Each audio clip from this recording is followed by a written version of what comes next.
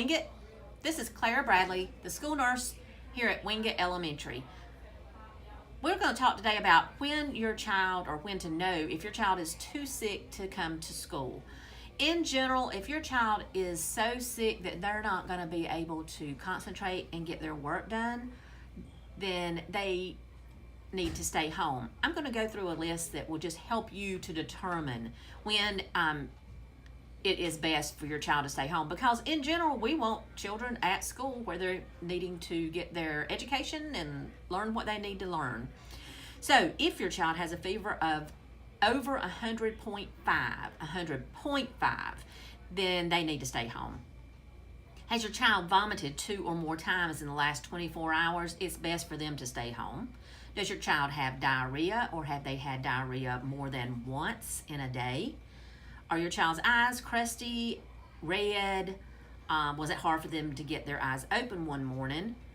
Then, or if there's a green or yellowish discharge, then they need to stay home and go see the doctor, because it may very well be pink eye, which is very contagious. Now, there's a difference between pink eye and allergies, so keep that in mind. Allergies are certainly fine to come to school.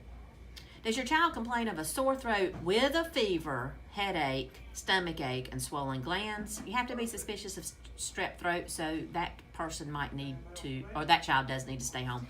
Again, the fever is the issue. Does your child have a persistent phlegmy cough? Now, during allergy season, your child may very well have a cough because they've got all the congestion going on. But if it's a nonstop, uncontrollable cough, then they may need to see the doctor and would need to not be here at school to share their germs. If your child has lice, and lice are live bugs that are in the hair, then that child would be able to spread it to other kids, and we don't want that to happen here at school.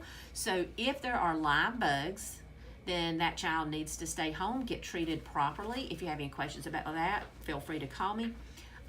But otherwise, if it's just the eggs and the child's already been treated, there's no more live bugs, then they can come to school. That's where we prefer the child to be. Thank you very much.